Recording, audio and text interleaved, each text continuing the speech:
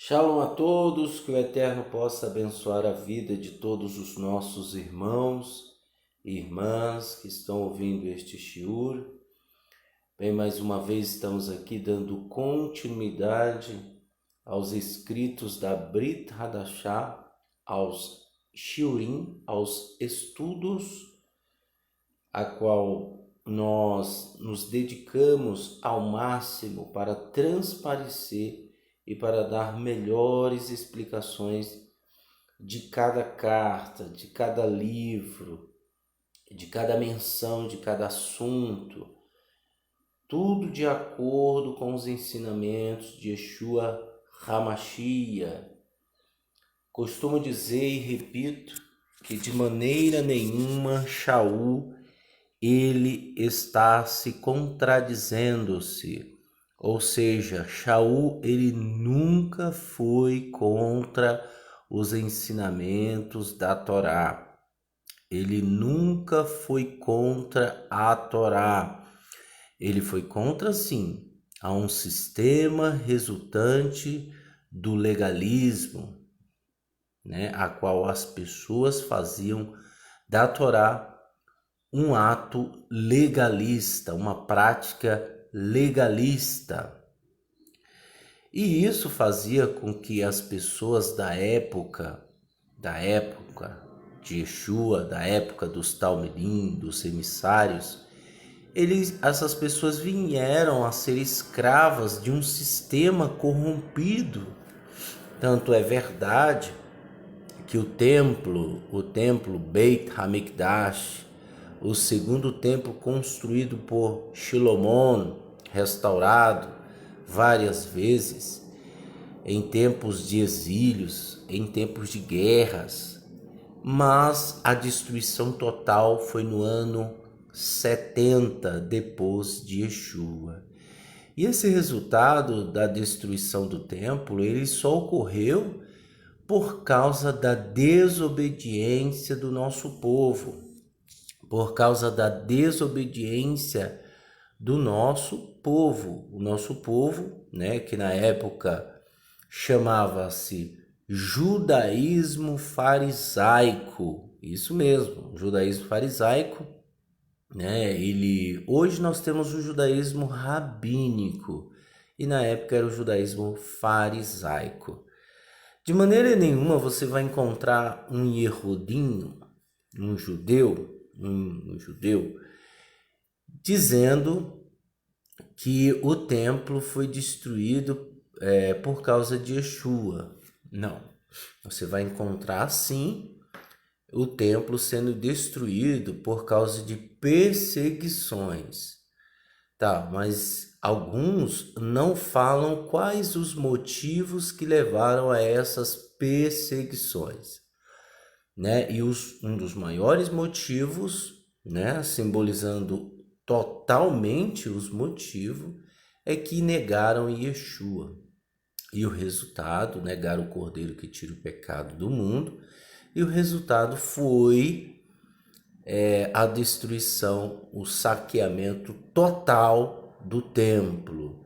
Nós temos vários livros históricos que atestam quão o nosso povo sofreu. Nós estamos hoje é dia 31, se olhar pela data do vídeo, dia 31 de dezembro de 2019. Hoje, à meia-noite, comemora-se a passagem do ano do calendário gregoriano.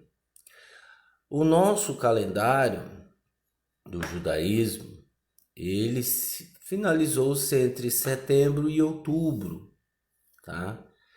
Nós temos também a Guerra dos Macabeus, a qual nós estamos finalizando a festa de Hanukkah, tá? É uma festa dedicatória e histórica, dedicada ao nosso povo, do milagre que houve.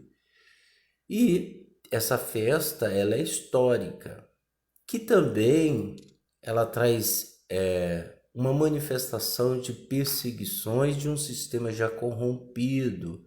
Se você ler o livro de Macabeus, Macabeus, né? Um livro apócrifo, não canonizado, mas que está em várias Bíblias, inclusive na Bíblia Jerusalém, a Bíblia de Jerusalém, a Bíblia Tebe, que é da Igreja Católica, porém tem o livro de Judite, alguns livros, primeiro Macabeus, segundo Macabeus, tem vários Sabedorias de Salomão, então tem vários livros ali apócrifos chamado. E ali consta que existia e existe até hoje perseguições aos judeus por causa da negação do nome de Yeshua, por causa do Cordeiro. E Paulo, ele sempre falou a respeito desses assuntos em suas cartas. Por isso que nós disponibilizamos no nosso tempo para explicar. Demoramos um pouquinho, né, porque estávamos em mudança, e aí tem aquela questão de internet, né? Mudança é complicado. Então é por isso que nós demoramos um pouquinho, mas agora nós vamos dar continuidade aos escritos. Bem, hoje nós iremos falar sobre a comunidade nazareno de Tessalônica, os Tessalonicenses, né? Primeiro Tessalonicense. Diz o seguinte, Shaul, nós vamos ler o capítulo 1 e o capítulo 2, e nos próximos nós iremos dar continuidade. Ele diz, de Shaul, Silas e Timóteo, para a comunidade messiânica dos Tessalonicenses, unidas ao Eterno Pai e Senhor Yeshua o Messias. Graça e shalom a vocês. Sempre damos graças a Elohim por todos vocês, mencionando-os com regularidade em nossas orações, trazendo à mente perante Elohim, nosso Pai, o que o Senhor Yeshua o Messias realizou em vocês. Como sua confiança produz ação, como sua confiança produz ação, seu amor, trabalho árduo e sua esperança, perseverança, sabemos, irmãos, que o Eterno os amou e escolheu, que as boas novas que lhe apresentamos não se tornaram apenas uma questão de palavras, mas também de poder, Ruach HaKodesh, e plena convicção. Ruach HaKodesh significa o Espírito do Pai, o Espírito do Santo, a qual é chamado hoje de Espírito Santo. Em plena convicção. Como sabem que vivemos por causa, quando estávamos com vocês, de fato vocês se tornaram imitadores de nós e do Senhor, de modo que mesmo ao passar por problemas severos, receberam a palavra procedente do Ruach HaKodesh com alegria. Bem, nessa comunidade, Shaul está dizendo que eles receberam, né, o ensinamento apropriado, eles se dedicaram no amor, na shalom. São pessoas que traziam exemplos. Desse modo, vocês se tornaram padrão para todos os crentes da Macedônia e da Acaia, porque a mensagem do Senhor se fez ouvir de sua parte, não só na Macedônia e na Acaia, mas em todos os lugares a confiança de vocês em Elohim se tornou conhecida, né?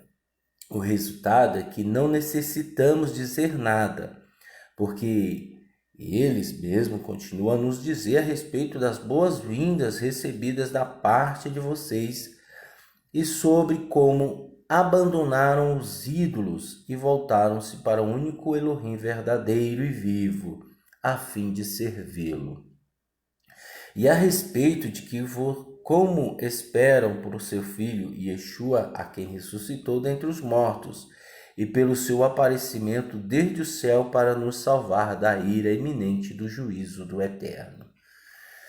Eu costumo dizer que hoje é praticamente impossível haver comunidades sãs, comunidades como estas, comunidades como outras que Shaul sempre gostou, né? Sempre traz que eles se dedicaram no amor. Shaul sempre falava a respeito disso, e também Shaul não media esforços em falar de correção a respeito de algumas comunidades da época, né? Então existiam muitas comunidades da época que Shaul não media esforços de repreendê-las,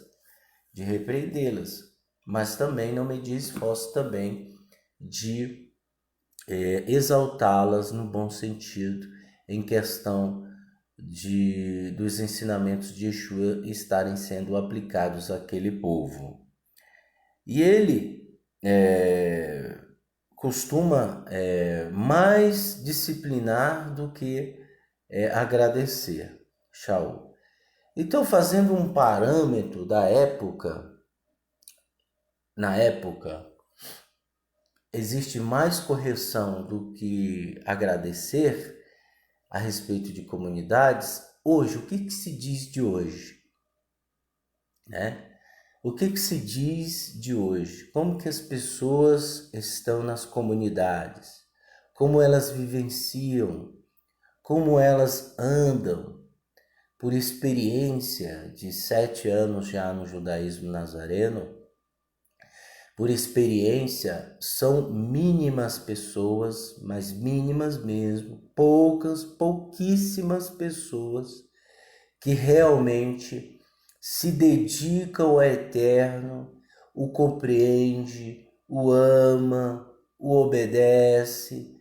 Mínimas, muito poucas pessoas, muito poucas mesmo, tá? E na sua maioria são pessoas interesseiras, né? Pessoas que estão ali por um interesse, são pessoas curiosas, são pessoas que se fantasiam, né? Para estar no nosso meio. A gente vê isso a respeito das obras, né? A respeito das situações da qual nós aplicamos, nós vivenciamos. Isso, infelizmente, está ocorrendo porque existe uma profecia que Shaul disse, e Daniel também. Ele disse, foi bem claro, que a operação do erro, ela opera em segredo. Então, existem muitas pessoas que estão com esse vírus da operação do erro e não conseguem visualizar, não conseguem entender. São pessoas que não respeitam as autoridades, né? Paulo diz que nós temos que respeitar as autoridades. São pessoas que não conhecem de judaísmo, são pessoas que não conhecem de nada e dão opiniões. São pessoas, por isso que eu digo, são pessoas curiosas. Hoje a comunidade que estamos vivenciando e vivendo hoje, na sua maioria são pessoas assim. Pessoas que vieram do cristianismo com a mente corrompida, que num momento ou no outro elas se decepcionaram, ficaram frustradas, e aí elas migram para o judaísmo messiânico, judaísmo, qualquer tipo de judaísmo. Elas migram, e aí ela leva consigo aqueles costumes, aqueles dogmas que aprendeu desde pequenininho. E isso é um vírus que não sai. E é por isso que Yeshua diz que nós temos que renovar a nossa mente, né? E não vos acostumeis com este século, mas transformai-o na renovação de vossa mente. Se eu não fizer isso, o vírus do cristianismo, que opera em segredo, ele vai me customizar, ele vai me colocar numa situação de conforto, né? Em harmonia com os meus maus desejos. Ele vai me colocar numa situação de conforto onde eu não vou querer mudança. Eu tenho às vezes até um entendimentozinho. Esse entendimentozinho é o que você tem às vezes nas escolas, na faculdade, né? Você tem que ter um entendimentozinho lá na faculdade para poder passar de ano. A mesma coisa ocorre nas comunidades. Existem pessoas que têm um entendimentozinho, mas o seu coração está longe do eterno. Ele não compreende as coisas que o eterno, essa pessoa não compreende as coisas que o eterno quer que nós venhamos mudar. E Paulo, ele foi muito categórico de nunca exigir nada de gentio, pelo cuidado. Ele tinha um cuidado, pelo contrário, ele tinha um cuidado extraordinário para não impor uma carga sobre um estrangeiro, sobre o gentio, né? Na Torá está escrito que nós não podemos tratar o gentio de modo rude, de modo áspero, né? Que a gente vem excluir e muito mais colocar um peso sobre ele, né? E hoje, infelizmente, líderes motivados pela ganância, que só se preocupam com isso, eles verem o gentil, eles logo vão fantasiando ele, né? Em vez de aplicar a disciplina de Adonai, em vez de ensinar a este gentil como proceder, ler as Escrituras, conhecer as Escrituras, pelo contrário, eu costumo dizer que uma mente cristianizada sempre será uma mente cristianizada. Aonde ela for, será uma mente cristianizada. Por quê? Não existe esforços, está despreocupada com mudanças, não quer mudar, mas são curiosos, são interesseiros.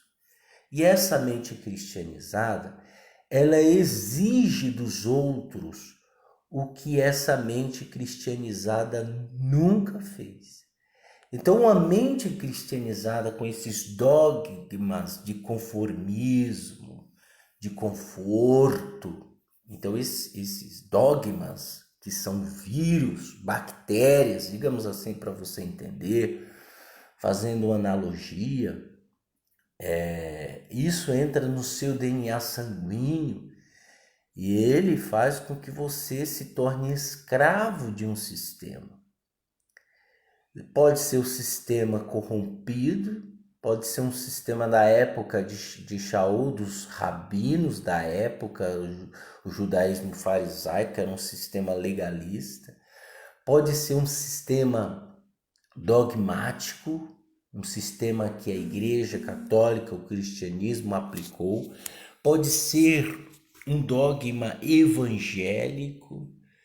Você pode ver, quando a pessoa fez tanta merda, desculpa a expressão da palavra, tanta merda, aí ela vai para a igreja, ela transfere a merda que ela fez, desculpa a expressão da palavra, mas é para que você entenda, não só você, mas muitos outros que estão nos ouvindo.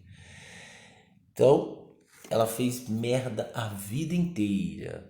Aí ela vai para a igreja, aí ela transfere a culpa dos seus erros para Hassatã, para os Shedim, para os demônios. E aí ela se torna vítima. Ela vai, por quê? Porque na igreja, na sua maioria, pessoal, não são todas as igrejas assim, raras exceções. Então ela vai para a igreja. Quando ela chega na igreja, ela ouve o pastor dizendo: olha, você está sofrendo, isso tudo por causa do diabo, né? E aí a pessoa ela é romantizada. E aí ela atribui todos os erros da vida dela aos Shedim, aos demônios. Aí ela transfere a responsabilidade dos seus erros para os demônios. E não é assim. Porém, ela fica romantizada e ela se torna uma pessoa que a partir daquele momento ela não vai mais ser o que era antes. Aí ela levanta o nariz, estufa o peito de pombo e sai dizendo que agora está na igreja. E aí ela adquire um pouco de entendimento, de conhecimento, que é o entendimento das escolas, o básico. Que ela começa a ler um versículo ou outro, ela começa a ouvir isso e aquilo e ela começa a desprezar as pessoas. Veja que dogma é esse que eu estou dizendo para você. Veja que vírus que é muito mais perigoso do que o vírus da AIDS, do que o vírus Ebola, outros vírus que existem por aí, por qualquer tipo de bactéria, parasita, fungo. E isso é muito mais perigoso, porque as bactérias, os vírus, os fungos, os parasitas, eles destroem a carne. E o vírus que Hasatan aplicou nas igrejas e fez customizar e escravizar as pessoas é muito mais potente. É o vírus que Daniel falou no capítulo 9, capítulo 10, capítulo 11 de Daniel. Ele diz que a operação do erro age em segredo. Paulo também disse a mesma coisa. A operação do erro age em segredo. E muitas pessoas não se dão conta disso. Não se dão. Por quê? Porque não querem mudar. Mas não adianta você. É aquilo que eu estou dizendo. Não adianta você dizer não. Eu não quero mudar. Você vai cair de frente com Adonai, o juiz. Não adianta. Eu costumo dizer, já que eu vou cair de frente com Adonai, que eu faça o melhor. Que eu mude as minhas atitudes, porque o ser humano ele foi criado para honrar Adonai. Você não foi criado apenas para existir, morrer e acabou. Não, você foi criado para honrar Adonai em todas as suas vidas, em toda a sua vida. É lógico, sabemos que não é fácil, existe uma mudança, mas essa mudança, quem está disposto a abrir mão de seus desejos, dos seus prazeres desenfreados, das suas lascívias, né, dos seus maus desejos, quem é que quer abrir mão desses sentimentos invejosos, sentimentos de raiva, de ira, de discórdia? Quem é? Quem é que quer abrir mão? E Yeshua disse: pelos frutos conhecereis a árvore. E a árvore a gente conhece de longe. Então, hoje, esse tipo de comunidade, voltando à leitura, não existe praticamente, pessoal. Não existe. São poucas pessoas, muito poucas mesmo, que, né, às vezes o líder, né, o responsável pela comunidade se esforça, mas as pessoas não querem saber. Se tira pelas obras. Não quer. O líder se esforça, se dedica, fala, repreende, porque o Eterno levantou, está escrito que o Eterno levantaria homens instruídos. O Eterno levantaria, está escrito. Uns para tal funções, digamos assim, que não é funções, determinadas ações, alguns homens de autoridade o Eterno levantaria para ajudar aqueles que realmente queiram. E o verdadeiro servo do Eterno, ele não bajula ninguém. Se você encontrar um líder que bajula todo mundo, cai fora. Cai fora. Nem ele mesmo se conhece. Continuando no capítulo 2 de Tessalonicenses. Vocês mesmos sabem, irmãos, que a visita que lhe fizemos não foi infrutífera. Ao contrário, apesar de termos sofrido e sido insultados em Filipos, como sabem, tivemos a coragem, unidos ao Eterno, de lhes anunciar as boas novas em meio à grande pressão. Uma outra coisa é que as pessoas não entendem é que as pessoas que falam da palavra do Eterno, que são servos verdadeiros, são insultados. Insultados, tá? Você nunca vai ver um líder servo do Eterno insultando alguém, mas você vai ver pessoas, tal, provavelmente do lado dele, o insultando. Então, isso é característica de pessoas que não conhecem o Eterno.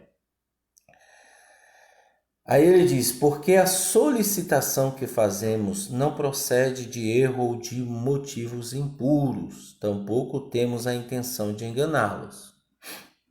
Ao contrário, pelo fato do Eterno ter nos testado e considerado aptos, confiou-nos as boas novas. Esta é a razão pela qual falamos, não para obter o favor das pessoas, mas o do Eterno, que testa os corações. Ninguém aqui, o servo do Eterno, não obtém favor de ninguém, gente. Como eu disse, ele não bajula ninguém. Não existe isso. Bajulações, né? Ele não obtém o favor de ninguém. Se quiser fazer, faça. Será honrado. Se não, não faça. Não estamos preocupados. Mas é difícil entender porque eu conheço pessoas que elas se dedicaram mais a serem escravizadas do que serem livres.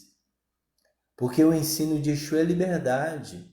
O ensino dos Talmidim de Yeshua é liberdade, não é aprisionamento.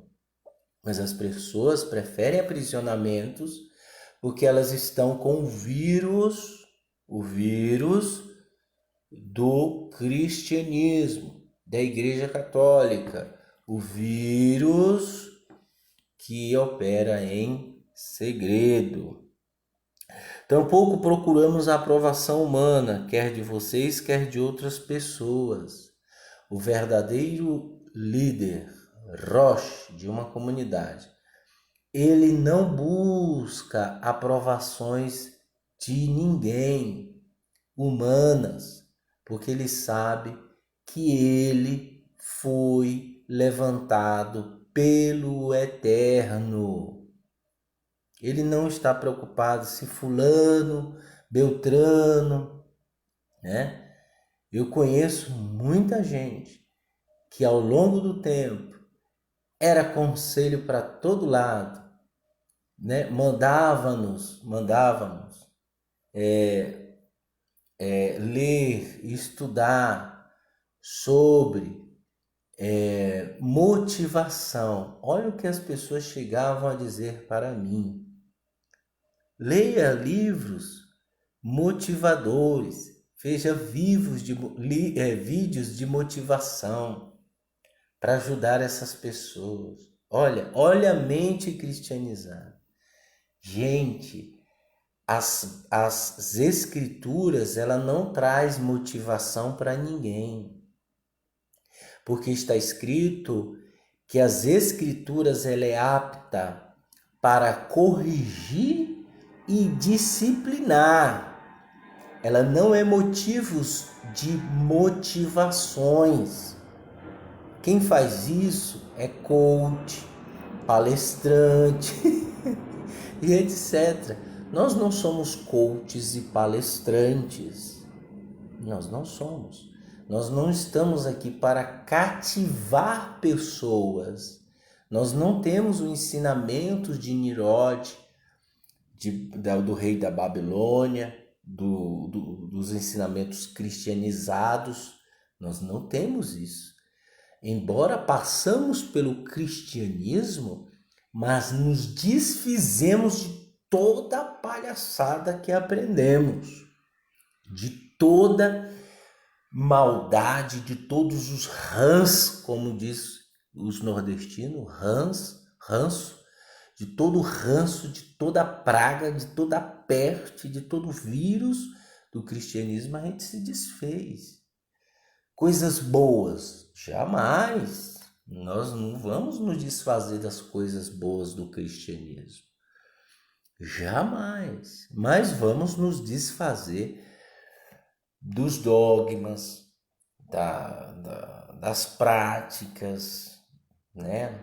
Dos cultos, da idolatria. Né? Nós vamos se desfazer de tudo isso.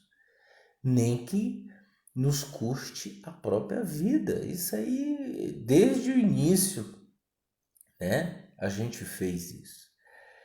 Então ele fala, como emissários do Messias, poderíamos nos ter imposto. Em vez disso, fomos gentios quando estávamos aí. Então, ele está dizendo que pela autoridade que o Eterno nos concedeu, eles poderiam impor qualquer coisa, qualquer pessoa. Veja a característica de um verdadeiro servo do Eterno. Ele não impõe. Quem impõe é as religiões. As religiões, elas impõem. Os servos do Eterno não impõem nada a ninguém. Por isso, quando você vê alguém dizendo, olha, aquela pessoa ela tem que fazer isso, aquela pessoa não conhece, não sabe o que está falando. Não sabe. Porque se a palavra do Eterno não conscientizar ninguém, não vai ser eu que vou conscientizar, meu amigo. Quando nós estamos na comunidade, fazendo as reuniões, existe muitas pessoas que dormem, que cochila.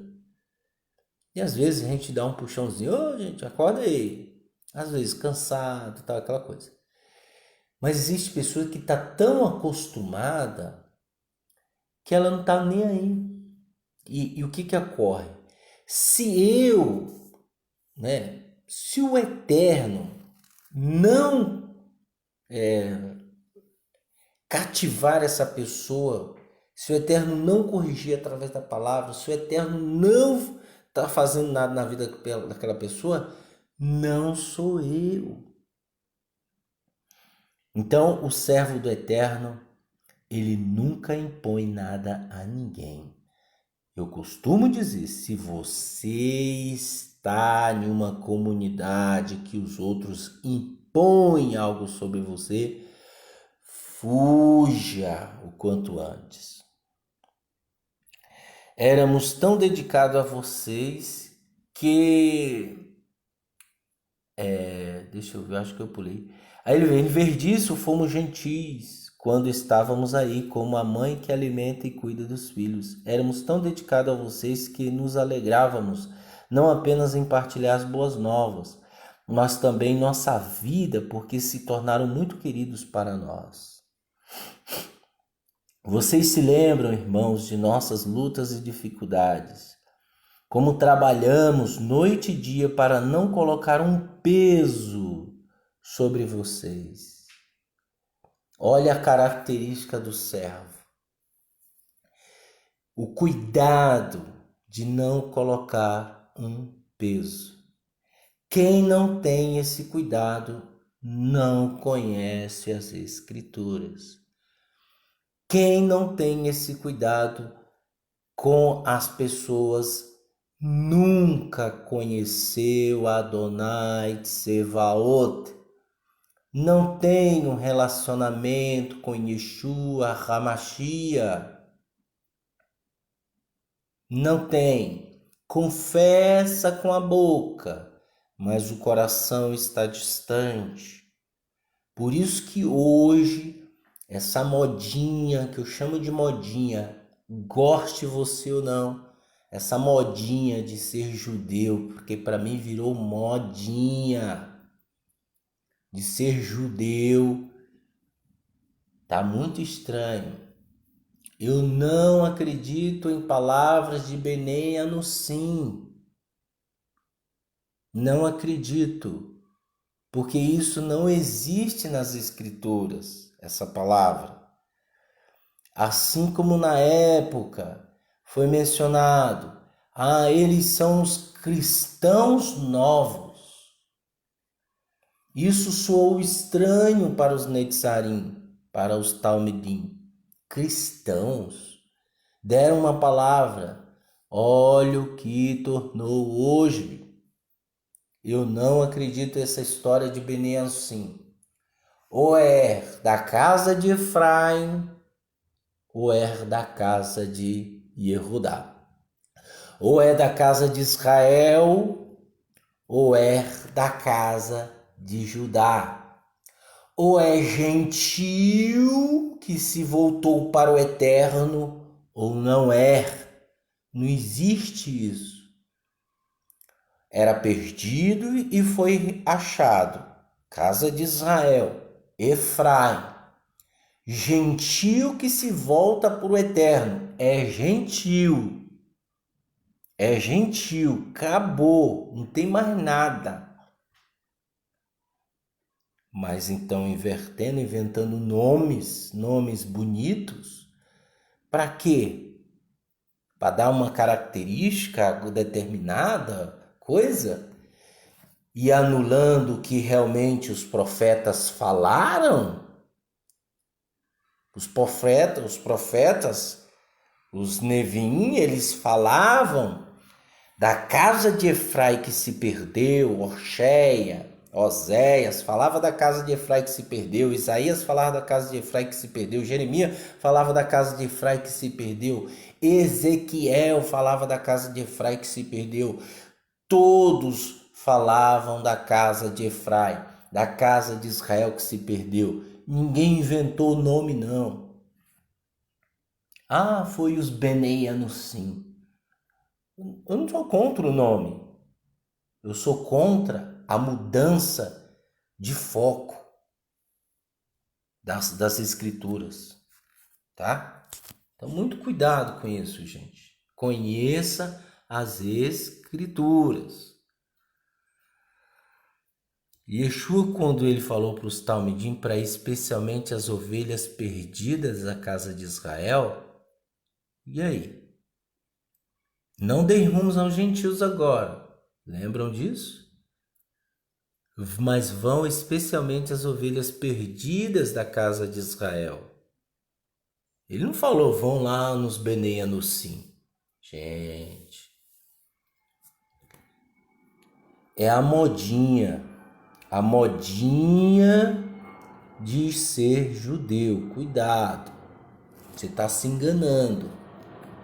Eu costumo dizer, você nasceu no berço católico, pai católico, mãe católica, que ficava lá comendo horta todo final de semana, né, indo para as missas, a família inteira católica. Aí você, o único especialzinho, o bambambam, o almofadinha, chega, conhece o judaísmo e diz, agora eu sou judeu. Vá criar vergonha na sua cara. Eu tô sendo sincero, gente. Isso não existe. Isso não existe. Todo mundo que vê essa pessoa, o almofadinho, o bambambam, ele fala, eu sou judeu agora. Ah, mas sua mãe e seu pai não são aqueles que vão no Padre Marcelo? Sim, mas agora eu sou judeu. Eu me converti ao judaísmo. Mas que judaísmo? Aí vai ver se a pessoa que está perguntando foi inteligente, porque se eu ver, eu vou puxar a ficha. Eu falei, mas vem cá, que judaísmo? Ah, o judaísmo messiânico, um exemplo. Ah, o judaísmo nazareno. Aí, peraí, qual é o nome da comunidade? Ah, Beit fulano de tal. Ah, tá, peraí. Quem é o líder lá? Ah, o líder, ele é fulano. Ah, eu conheço ele. Mas ele tem origem judaica? Não. Os pais dele são católicos. Ué, mas como que você se converteu ao judaísmo? Porque no judaísmo tradicional, ortodoxo, só se converte com uma ordem rabínica. Aí a pessoa começa a gaguejar. Aí vai passar vergonha. Ah, o seu líder é um ex-pastor. Ah, o seu líder é um ex-apóstolo. Vai passar vergonha. Então, gente, tome cuidado com isso. Seja você, aonde você for. O Eterno te ama do jeito que você é. Ponha isso na sua cabeça. E Ele amou o mundo, Ele amou e continua a amar. Por isso Ele colocou Yeshua para fazer expiação pelos nossos pecados, tá? Não importa, por isso que Paulo diz, não importa se é judeu, gentil, grego, fulano, todos nós somos iguais. Continuando. Vocês se lembram, irmão, de nossas lutas e dificuldades, como trabalhamos noite e dia para não colocar um peso sobre vocês, enquanto lhe proclamávamos as boas novas de Elohim. Vocês são testemunhas, e também o Eterno é, do qual santo, justo e irrepressivo foi nosso comportamento à vista de vocês, crentes. Pois sabem que tratamos cada um como um pai trata os filhos. Encorajamos e consolamos vocês e pedimos que vivam de modo digno de Elohim, que os chama para o seu reino e sua glória. Outro motivo pelo qual sempre agradecemos ao Eterno é que, ao ouvirem a palavra divina de nossa parte, vocês a receberam não apenas como palavras humanas, mas como ela verdadeiramente é, palavra de Elohim, que atua em vocês, crentes. Porque, irmãos, vocês vieram a ser imitadores das congregações de Elohim em Yehudá, que estão unidas ao Messias Yeshua, pois sofreram da parte dos seus conterrâneos as mesmas coisas que elas sofreram da parte dos habitantes de Yehudá. Veja que uma comunidade verdadeira sofre, que estão unidas ao Messias Yeshua, pois sofreram da parte dos seus conterrâneos as mesmas coisas que elas sofreram da parte dos habitantes de Judá, que mataram o Senhor Yeshua e os profetas. E também nos perseguiram. Eles desagradam ao Eterno e se opõem a toda a humanidade, ao tentar impedir-nos de falar aos gentios, para que possam ser libertados. Veja que os emissários chamavam de gentios. Não é de Benei Anussim. Muito cuidado com esse negócio de Benei Anussim. Para que possamos ser libertados. Seu objetivo parece ser sempre pecar tão gravemente quanto puder. A ira do Eterno, porém, os alcançará no fim. Quanto a nós, irmãos, ao sermos privados da companhia de vocês por um curto período, pessoalmente, mas não em pensamento, sentimos sua falta e tentamos ir vê-los. Desejamos muito ao encontro de vocês. Eu, Shaul, tentei fazê-los mais de uma vez, mas o adversário nos impediu. Quando nosso Senhor Yeshua voltar, qual será nossa esperança e alegria? Nossa coroa? Não será vocês. Sim, vocês são nossa glória e nossa alegria. Capítulo 2 e capítulo 3 finaliza aqui. Nos próximos capítulos, como termina no número ímpar, nós iremos ler o capítulo 3, o capítulo 4 e o capítulo 5 de Tessalonicenses. E depois nós iremos para 2 Tessalonicenses. Tá certo, pessoal? Gostaria de agradecer a todos pelo carinho. Se tiver alguma dúvida, nos envie um e-mail. Pode nos enviar, que é congregaçãonazareno@gmail.com. Você pode visitar os nossos sites que estão aí embaixo, blog, né? E acompanhar os estudos. Inscrevam-se para que vocês estejam por dentro de vários assuntos. Podem se inscrever. Lembro a vocês que o ensinamento de Yeshua é sadio e não é um peso. Que o Eterno os abençoe e os guarde grandiosamente hoje e amanhã e para todos sempre. Beshem Yeshua Mashiach. Amém.